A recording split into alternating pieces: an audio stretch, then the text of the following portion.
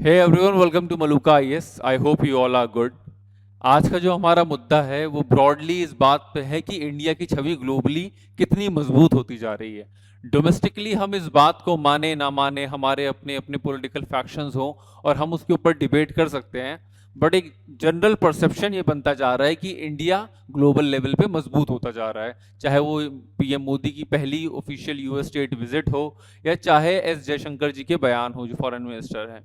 और अगर उसी ट्रेंड में देखा जाए तो आज का टॉपिक बहुत ज़्यादा इंपॉर्टेंट है कि India is aiming to make rupee a global currency. ठीक, ये इम्पोर्टेंट इसलिए है क्योंकि अगर एक छोटा सा एग्जांपल लें कि चाहे वो हमारी फैमिली हो, हमारी सोसाइटी हो, स्टेट हो, कंट्री हो या द ग्लोबल ऑर्डर हो, वो ग्लोबल वर्ल्ड ऑर्डर हो, वहां पे चलेगी उसी की इज्जत, उसी की होगी जिसका पैसा होगा।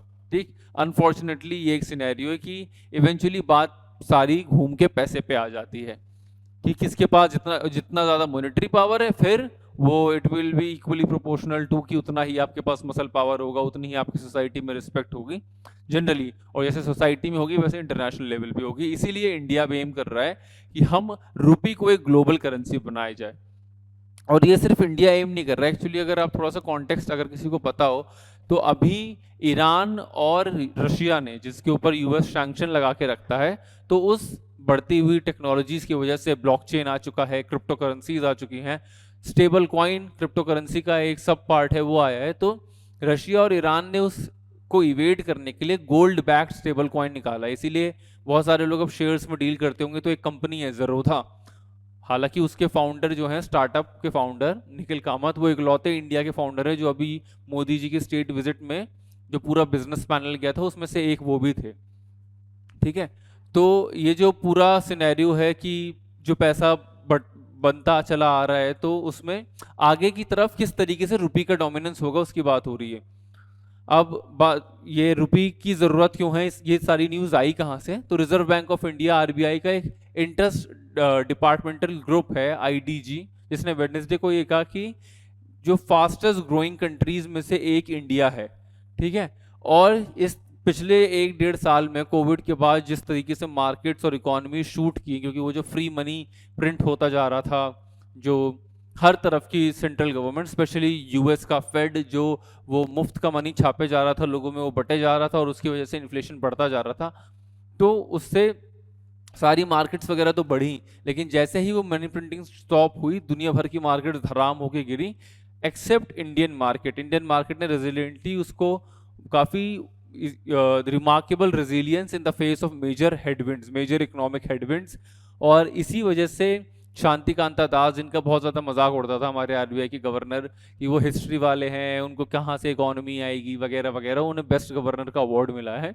और उन्हीं सारी चीज़ों को बेस बनाते हुए कि हमारी फास्टेस्ट ग्रोइंग इकोनॉमी और हमारा रेजिलियंट नेचर ऐसे मेजर हेडविंड, इकोनॉमिक हेडविंड्स में जहाँ कई बार रिसेशन की बात हो रही है, तो वहाँ पे अगर इंडिया अच्छा परफॉर्म कर रहा है तो उसके रुपये को वो तरजीह, वो तवज्जो मिलनी चाहिए। ठीक, these recommendations are significant in the light of economic sanctions imposed by the US and the growing clamor for finding an alternative to the US। ठीक है, यूएस रशिया पे लगाता है, ईरान पे लगाता है, कोरिया पे लगाता है। तो ऐसी मोनोपोली आज के टाइम पे कोई भी कंट्री, कोई भी मजबूत कंट्री एक्सेप्ट नहीं करेगा, चाहे उससे हमारे फ्रेंडली रिलेशन ही क्यों ना हो, चाहे वो इंडिया खुद क्यों ना हो। और हर कंट्री एक ऑल्टरनेटिव ढूंढ रही है। जैसे ब्रिक्स का जो बताया जा रहा है कि ब्रिक का एक करेंसी बनाया जाएगा और जिसको कंसिडर किया जाएगा कि वो यूएस डॉलर को रिप्लेस करे, जैसे मैंने आपको ईरान और रशिया का भी एग्जांपल दिया। ठीक है, तो अगर इसकी रेलेवेंस क्या है, ये अगर हम समझें कि बेनिफिट्स क्या हैं रुपी के इंटरनेशनलाइजेशन के, तो सबसे बड़ा तो है इकोनॉमिक ऑटोनॉमी मिलेगी हमें। ठीक है, the greater independence from external the greater independence from external currencies. दूसरी करेंसीज पर ज़्यादा डिपेंडेंट होने की ज़रूरत नहीं है, पहली बात तो ये है। दूसरी बात ये होगी कि trade and investment opportunities, enhance prospects for cross border transactions. ठीक, ना हमें किसी और पे डिपेंडेंट होने की ज़रूरत होगी, और हमारे जो क्रॉस बॉर्डर ट्रांजैक्शंस होंगे ना, वो हमें अभी डॉलर्स में या ऐसी किसी करेंसी में करना पड़ता है जो एक स्टेबल करेंसी हो और ग्लोबली एक्सेप्टेड हो। ठीक, पर अगर धीरे धीरे हम उस कर अपने अपने आप अपनी करेंसी में कर पाएंगे तो वो हमारे बिजनेसेस के लिए बहुत ज़्यादा फायदेमंद होगा।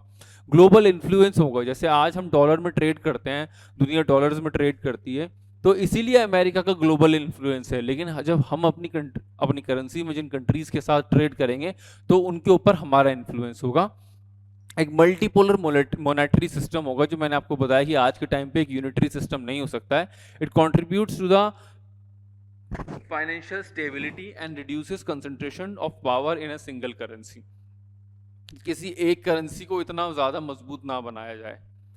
अब इसके चैलेंजेस क्या हैं कि ऐसा करने के, ये सिर्फ ऐसा नहीं है कि ये ख्वाब तो बहुत अच्छा है गालिब, पर ये करने में बहुत सारी दिक्कतें आ सकती हैं। तो वो क्या है? पहली तो है डॉलर की डोमिनेंस। डॉलर की डोमिनेंस, यूएस का साइज हमसे 35 गुना ज़्यादा बड़ा है। अभी जब यूएस डेट डिफॉल्ट की बहुत ज़्यादा बातें चल रही थी, तब ये हो रहा था कि दुनिया भर की इकॉनमी को मिला लिया जाए तो उतना तो उनके ऊपर, दुनिया भर की कई इकॉनमीज को मिला लिया जाए तो उतना उनके ऊपर उधार है। तो यूएस की साइज, उनका ट्रेड, उनके फाइनेंशियल नेटवर्क्स, अब सारे लोग इस वक्त इंस्टाग्राम और यूट्यूब पे अशनीर ग्रोवर को देखते हैं। तो अशनीर ग्रोवर ने अपने एक शॉर्ट क्लिप में, किसी इंटरव्यू में कहा था, वो शॉर्ट क्लिप में है कि इस वक्त दुनिया के अलेक्जेंडर, दुनिया का सिकंदर हैं दो लोग, Elon Musk and mark Zuckerberg. क्यों? क्योंकि उनके पास वो फाइनेंशियल पावर है, उनके पास वो टेक्नोलॉजी है जिससे वो दुनिया के ऊपर रूल कर सकें। और वो दोनों कहाँ हैं, कहाँ सिचुएटेड हैं? यूनाइटेड स्टेट्स में, जहाँ पे वो उनकी गवर्नमेंट के साथ डील करेंगे। ठीक, तो इस तरीके का फाइनेंशियल नेटवर्क जिस कंट्री के पास हो, ऐसी मैक्रो इकोनॉमिक स्टेबिलिटी जिस कंट्री के पास हो कि 35 गुना ज़्यादा बड़ी हो उसकी साइज, तो वहाँ उसे चैलेंज कर पाना बहुत ज़्यादा मुश्किल है। सेकेंडली, जो दूसरे पोटेंशियल ऑल्टरनेटिव थे, जैसे चाइनीज़ करेंसी, चाइना ने उसे आगे लाने की कोशिश की पर वो फेल हुए। तो जब चाइना जैसी इकॉनमी जो यूएस को अभी से आंख दिखा रही है और बहुत सारी रिपोर्ट्स आ रहे हैं कि वो 2030 तक यूएस को सरपास कर देगी इकॉनमी में, जब उसे दिक्कतें हो रही हैं तो हमें उसकी दिक्कतों से सीखना पड़ेगा। और अगर हमें सच में अपनी रुपी का इंटरनेशनलाइजेशन करना है तो ये कुछ सजेशंस हैं कि हमें अपने फॉरेक्स मार्केट को स्ट्रॉन्ग करना पड़ेगा। कैपिटल अकाउंट के रिगार्डिंग जितनी भी डिबेट्स हैं हमारी कि हम कैपिटल अकाउंट को एकदम से कन्वर्ट नहीं कर सकते, तो उसके लिए हमें ग्रेजुअल लिबरलाइजेशन लाना पड़ेगा कि हम वो कन्वर्जन कर पाएँ। And third is robust currency settlement infrastructure. ठीक है, ये जो स्विफ्ट है, यही करेंसी क्या है? ये करेंसी सेटलमेंट इंफ्रास्ट्रक्चर ही तो है स्विफ्ट नेटवर्क। इसी स्विफ्ट नेटवर्क से निकाले जाने के बाद रशिया बहुत ज़्यादा परेशान है और वो अपनी ब्लैक सी ग्रीन डील जो उसने यूक्रेन के साथ साइन की है, वो कह रहा है कि मैं उससे पीछे पूरी तरीके से हट जाऊंगा। क्यों? क्योंकि हमारे इकोनॉमिक लॉसेस इतने ज़्यादा हो रहे हैं ऐसे सैंक्शंस लग जाने के बाद कि हमें कोई फ़ायदा नहीं हो रहा है इन डील्स को कर देने से। तो वही स्विफ्ट नेटवर्क से बाहर हो जाने के बाद तो ऐसा इंफ्रास्ट्रक्चर भी इंडिया को बनाना पड़ेगा। ठीक है, और इंडिया आज कर भी रहा है काफ़ी अच्छा। बाहर के देशों में अगर कोई कभी जाएगा या कोई आपके आसपास से जाए तो वहाँ पे एक बहुत ही एलियन कॉन्सेप्ट है यूपीआई वाला, यूनिफाइड पेमेंट इंटरफेस। उनको पता ही नहीं है बेचारों को कि एक क्यूआर कोड है, उसको फ़ोन दिखाओ और इजीली पैसा चला जाएगा। वो अभी भी पुराने ज़माने पे, आज से 6 साल पहले इंडिया जिस तरीके से कैश में ट्रांजैक्ट करता था 7-8 साल पहले, उसी तरीके से ट्रांजैक्शन करते हैं। ठीक है, अब एडवांटेजेस क्या है? रुपी अगर इंटरनेशनलाइज हो गया तो करेंसी रिस्क मिटिगेट हो जाएगा। Use of rupee in a cross border transaction reduces currency risk for Indian business and it provides protection from volatility, lowers cost and promotes better business growth। better business growth किस तरीके से? जैसे कि कभी कोई जब भी ट्रेड होता है, आप अपनी इकोनॉमी का कॉन्सेप्ट पढ़ोगे तो उसमें जैसे डॉलर के कंपैरिजन में रुपए के प्राइसेस ऊपर नीचे होते हैं तो एक्सपोर्ट करने में काफ़ी ज़्यादा दिक्कतें हो जाती हैं। ठीक है, हमारे एक्सपोर्ट्स महंगे होने लग जाते हैं। तो उन सारी जगहों पे ये करेंसी रिस्क मिटिगेट होगी।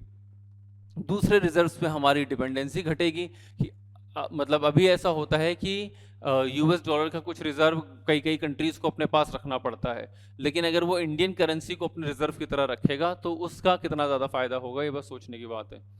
Improved bargaining power. मनी, कहा जाता है कि defence and diplomacy goes hand in hand, कि अगर कभी कभी डिफेंस डिप्लोमेसी खराब हुई तो तुरंत डिफेंस का यूज़ करने लग जाते हैं लोग, पर ये दोनों जिन चीज़ों पर टिकी है ना, वो मनी ही है इवेंचुअली। तो अगर वो मनी आपके पास रहेगा तो इंडियन बिजनेसेस के पास बार्गेनिंग पावर ज़्यादा रहेगा। It strengthens the Indian economy and add weights to its position in global market, and it will enhance India's global stature and its respect in international economic affairs. ठीक, वही और एक बार और देख लेते हैं कि जो चैलेंजेस अभी जैसे ये सब बढ़ जाएगा, ये सब बहुत अच्छा हो जाएगा, लेकिन उसके लिए ये जो इस वक्त की लीडिंग रिजर्व करेंसीज जैसे US dollar, euro, Japanese yen, pound sterling, ये जो 4 करेंसीज लीडिंग करेंसीज हैं, पहली बात तो यूएस की अपनी डोमिनेंस, उसके बाद उसके नीचे के ये 4 लोग, उसके बाद ये जो चाइनीज करेंसी है उसकी लिमिटेड सक्सेस। तो इन सारी चीज़ों से इंडिया को सीखना पड़ेगा, तभी वो आगे बढ़ पाएगा। ठीक है, और कुछ यहाँ पे कुछ कंक्लूजन में ये बताया गया है कि किस तरीके से अगर इन स्टेप्स को फॉलो किया जाएगा तो इंडिया के लिए एक बेटर अपॉर्चुनिटी होगी कि वो they increase the use of rupee in cross border transactions, promote rupee for import export trade, current account transactions and capital account transactions. और इसका इंपॉर्टेंस ये रहेगा, अगर ये हो जाएगा तो it will link the economic progress and it will require currency settlement, swap and forex market developments. ठीक, और वो जो कन्वर्टेबिलिटी की बात की हमने इवेंचुअली, तो वो तो है ही। तो वही सारी बात घूम फिर के ये कि अगर हमारे पास अपनी रिजर्व्स को कंट्रोल करने की क्षमता होगी और हमारा रुपी ग्लोबली एक्सेप्ट होगा, जो जिस तरीके से डॉलर को रिजर्व बनाया जाता है उस तरीके से यहाँ पे रुपी को रिजर्व बनाया जाएगा, और इस रुपी के माध्यम से अगर हमारे बिजनेसेस के पास एक बार्गेनिंग चिप रहेगी और वो मॉनेटरी पावर रहेगी, जिससे इवेंचुअली मॉनेटरी पावर हर पावर के लिए एक रास्ता बनेगी, तो फ्यूचर ब्राइट है। और आज के सेटअप में, आज के मल्टीपोलर सेटअप में कोई भी रिस्पेक्टेबल कंट्री या मजबूत कंट्री जो एक फेज से आगे बढ़ चुकी है जैसे इंडिया, वो ग्रोथ की तरफ है, तो वो भी चाहती है कि जब दुनिया के डिसीजंस लिए जाएं तब उसमें उसका से हो, और वो से तब होगा जब उसकी एक मॉनेटरी इंडिपेंडेंस होगी। ठीक, आई होप ये क्लास आपको, ये टॉपिक आपको समझ आया, एंड अगर कोई भी कंफ्यूजन है तो प्लीज कमेंट करके जरूर पूछिए। कोई और टॉपिक अगर कवर करना है, so again comment and subscribe to the channel. Thank you very much.